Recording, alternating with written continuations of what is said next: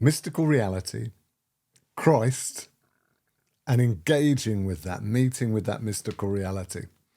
This is a really exciting topic. I want to look at how you can engage with it, how you can meet Christ in reality, in the heavens, in mystical experiences, and the foundation for all of that, and how it is impossible to be a Christian and not involved with mystery. It's part of it. Now, when we look at mystery, we don't mean something that cannot be solved. That's not how mystery is revealed in the scriptures. God is a God of mystery. That means that he has realities, truths, realities that are hidden within himself that he reveals at the right time.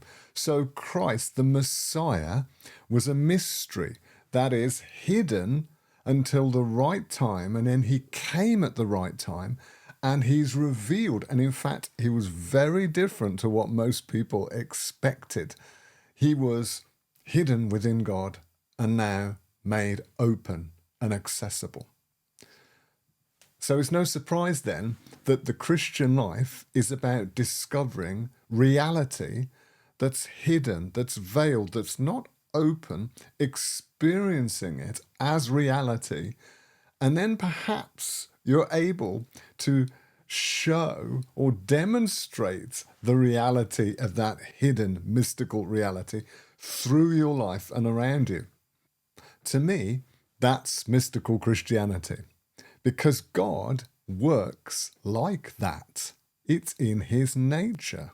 That's why faith is foundational for Christianity. Faith is not believing something that might be true, or it's not making something true by believing it. Faith is accessing a hidden reality and putting your trust in it. So if you're putting your trust in something that's not real, that's not faith, that's delusion. But Christ is a revelation of what God is like, that he loves us, that he came, died on a cross, and rose from the dead bodily so that we can encounter him and experience him by faith, that is, trusting in the reality of who he is and what he's done. So that's mystery. And therefore, you can see you can't be a Christian without being involved in mystery or being mystical, because we're trusting in things that are not yet visible. In fact, the scriptures are full of that. Paul would say, don't look to what is seen, but at what is unseen. Because the seen, he says, changes, moves, is temporary. We know that.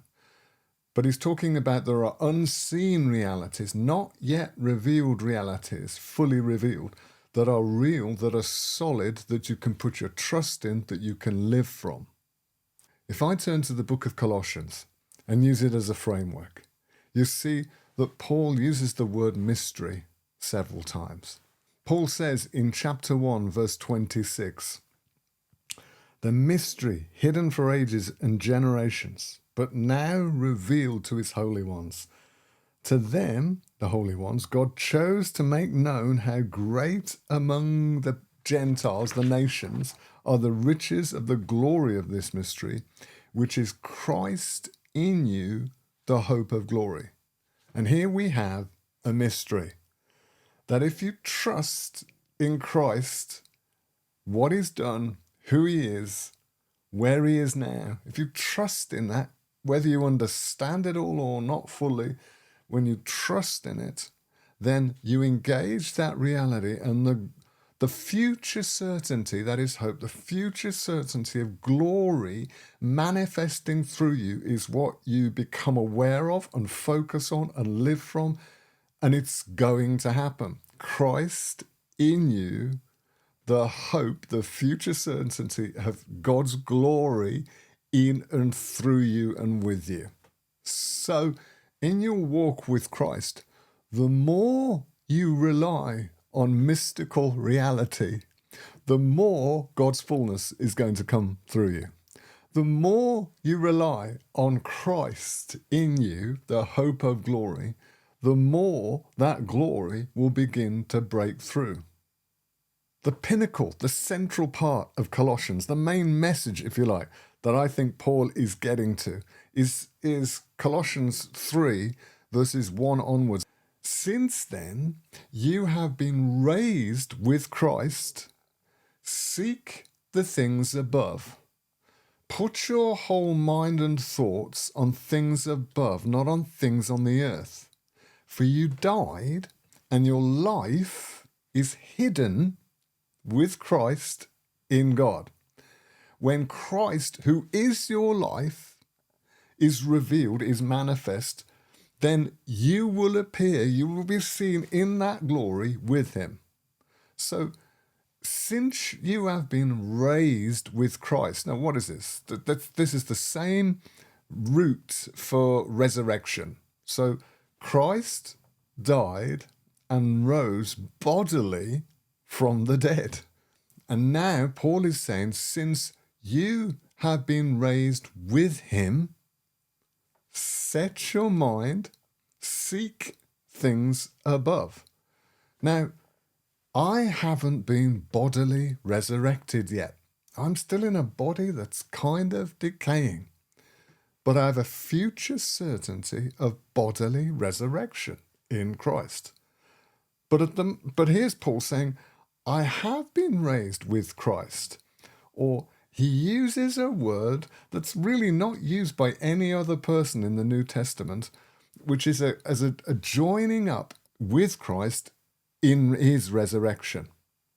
I've been raised in Christ's resurrection. So although I've yet to see the full completion, the full redemption of my body, as Paul would put it, I've yet to see myself raised from the dead, or this body that's dying overtaken by my resurrection body, although I've yet to see that, I am, in effect, in reality, already raised in Christ.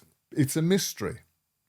It's a hidden reality that's not yet fully visible. So he's not going, all you have to do is believe you've been raised with Christ. It's not true, but if you believe it hard enough, things will change. If you believe it hard enough, then you will experience living in the heavens and heavenly realities and ruling with Christ. If you believe it, it's not true, but it helps you psychologically. No, he's not saying that. He's saying, from the way God communicates reality, is it's true. You've been raised. From the overall perspective, you in Christ are raised. You're in him. You're seated with the Father in the heavenly realms. Wow, that's true. It's just hidden. And as it is manifest, it doesn't make it true by manifesting. The manifesting reveals it's true. So right now, as we're sitting here in Christ, trusting in him, we are also raised with him. We're in Christ, in the heavenly realms, seated in the place of authority at the right hand of the Father. Wow. The more we discover that reality, the more we encounter it, the more it will break through into this aspect of our life, our bodily presence, our soulish expression. But Paul says, now set your mind on things above, not on the earthly systems. And let's get this clear. When Paul says earth, he's not meaning the planets and the solar system and the universe. He's talking about the land and the way that humanity and the way that people rule the land. So like the Roman Empire, the systems of the world that engage with created reality. He's saying, don't put your weight there, because that is what is visible. The greater reality is invisible. And the true you, he says, is invisible, because your life is hidden with Christ in God. Wow. The true you is not yet seen.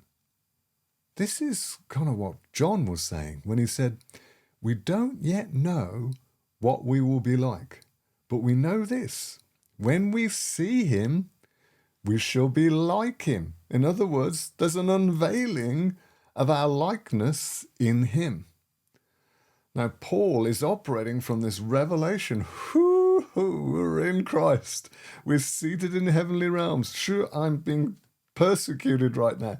I'm being beaten, but we are actually in Christ in heavenly realms. And the more I rest in that, the more his authority and power breaks through me.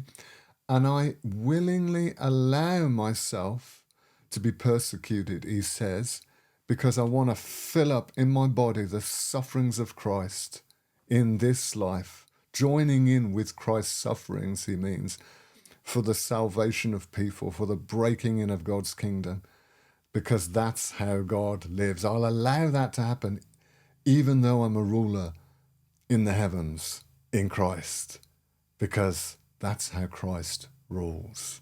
He serves. You can live from that hidden reality. And it doesn't start with seeing it with your eyes, or even with your imagination, or hearing it with your ears, or even hearing it in your imagination. It starts with the flick of the switch in the depths of your heart of faith, of trusting in the fact you have been raised with Christ. And something in me can start to rest and engage with that now before I see, hear, feel, taste, touch. I rest in it. I'm seated with him. I'm in Christ. And Christ is in me. And as I start to rest more and more in that reality, it will break through into my experience. I will start to see things, hear things, engage things in the heavens, which will result in change on the earth. So you are living from a hidden place in Christ. That is your life.